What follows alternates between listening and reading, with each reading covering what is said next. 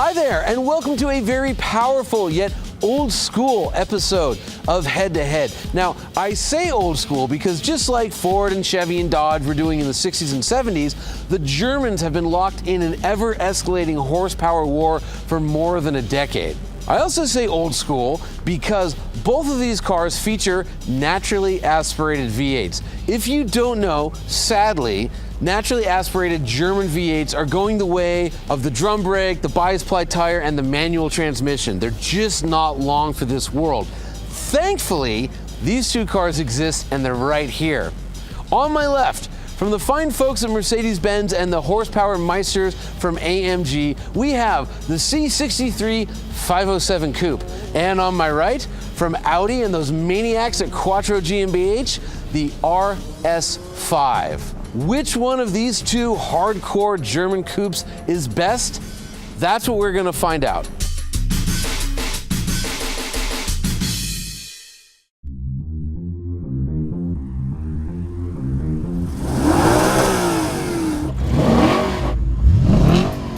Before we get started, I want you to know one thing. Both of these cars are quicker in a straight line than a Shelby Cobra. In fact, both cars are quicker than a Porsche 959. Using a combination of a fast-shifting dual-clutch transmission and all-wheel drive, the Audi RS5 is able to hit 60 miles an hour in 3.9 seconds. It then beats up the quarter mile in 12.3 seconds at 112.2 miles per hour.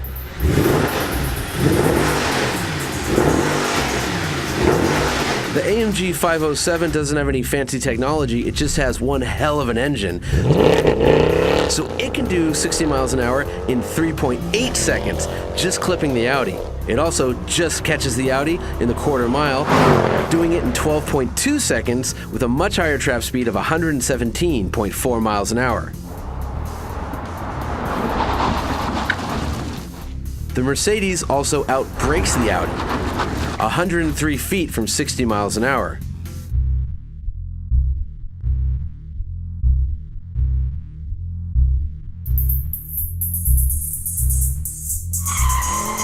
It's hard to be good at road holding when you're as tail happy as the 507 is, and as a result, it pulls 0.91 G on our skid pad.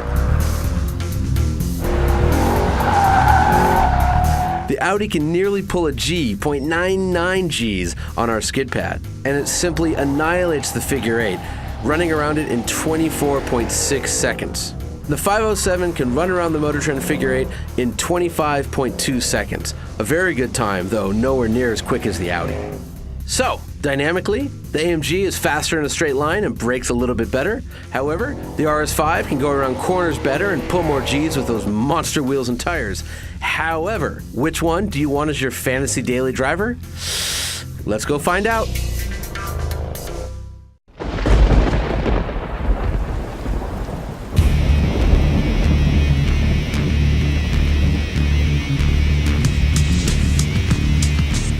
Because it is raining and I'm not in the mood to die today, I'm not pushing it quite as hard as I might normally in dry conditions. And so a lot of the understeer that we always notice with Audis is absent. Now, of course, we figure eight it and there is plenty of push, but right now it feels pretty good.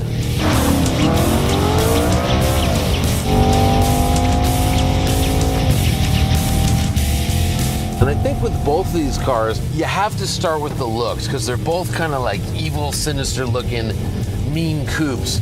But as much as I like the way that 507 looks and I dig that kind of 80s graphic stripe down the side and I like the nostrils and the hood straight off the Black Series, the best looking car here is the Audi. I mean, this thing just looks awesome. It also, I'm very happy to report, drives well.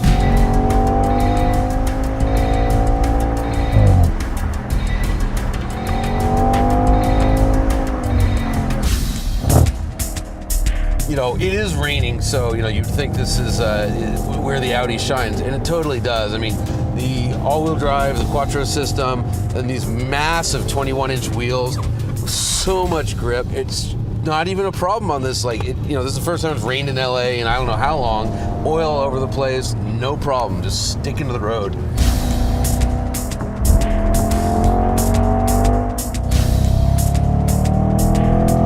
Lago had an interesting point. He was saying, if you just drove around town, if you actually never headed up to somewhere like here, up in these crazy canyons above LA, you would think the Audi RS5 is the greatest car in the world. And he's totally right, because if you stay away from the quote-unquote limit, if you stay away from where this car will go into terminal understeer, it's absolutely brilliant. What makes this an RS5? We've got those crazy wave pattern brakes, which are right off of a MotoGP bike. As we saw when we had the RS7 on the track, they don't really work as well as advertised. Some people think they look cool. I think they look like flowers. Then you've got the old venerable German Iron Duke, the 4.2 liter V8 lump of an engine, which I've been in love with since I first drove it in the RS4. Now it's pumping out 450 horsepower, pretty stout, huge red line, like 8250 is the red line. It just loves to scream. The final piece of the RS5 puzzle is, of course, the 7-speed dual-clutch transmission that Audi calls their DSG. It is so good. As far as street cars go, pure street machines, this is about as good as the transmission gets. The shifts are instant. The programming is totally intuitive. Around town, it's an automatic. And up here, if I start pulling the paddles, it's just, you have full control. And man, I'm telling you right now, in these conditions, wet, rainy, and oily, in this car, that 507 has its hands full trying to beat it.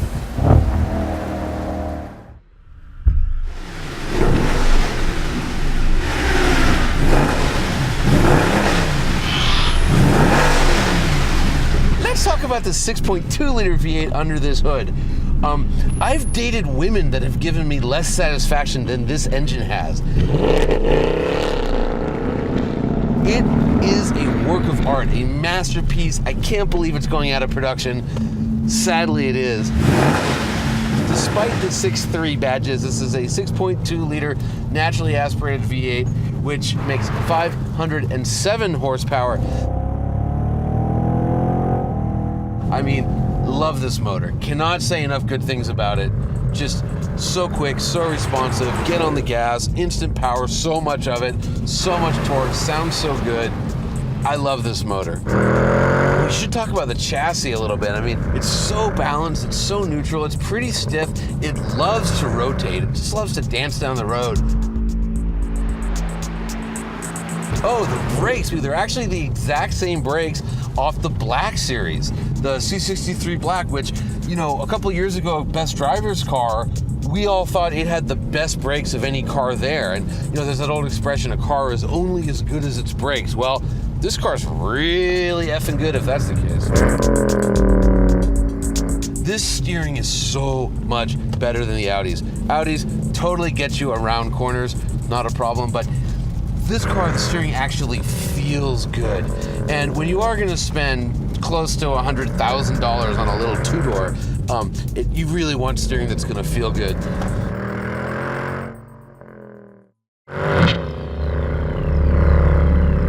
The 507 is one hell of a car. What I don't love is the transmission. It's kind of the same old AMG story, but it's the 7-speed automatic, their MCT, their wet clutch. They need to replace that, and I'm pretty sure they are with the next generation cars, but for right now, that's kind of the missing link. It's kind of the weak spots. It's what's preventing this car from being a real classic, because the 507 is going to go down in history as a very special AMG product, except for the transmission. Well, friends, I have driven both cars. And they're both just, wow, I would love to have either one. Adding it all up, okay, let's see. We got the 507. I like the engine a lot better. I like the steering wheel a lot better and the steering itself. I don't like the transmission as much. The Audi has more grip because it's got bigger wheels, but it doesn't necessarily ride as well. This one drives better, but the Audi has all-wheel drive and I can push it harder in the rain. The Audi looks better. Okay, you add all that up, and the winner of this head-to-head is...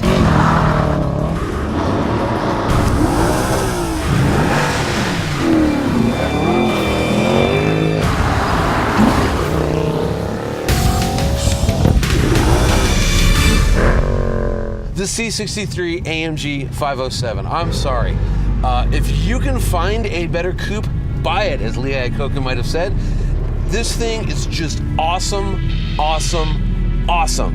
And the Audi is only awesome, awesome. So this car's definitely the winner.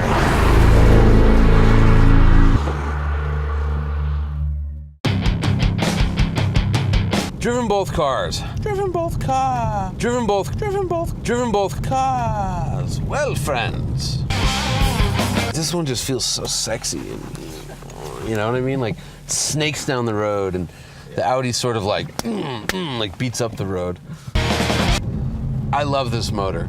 Love this motor. I love this engine. I love this engine. I just love this engine. So much torque, so much power. I just love this engine. And the steering wheel feels so good.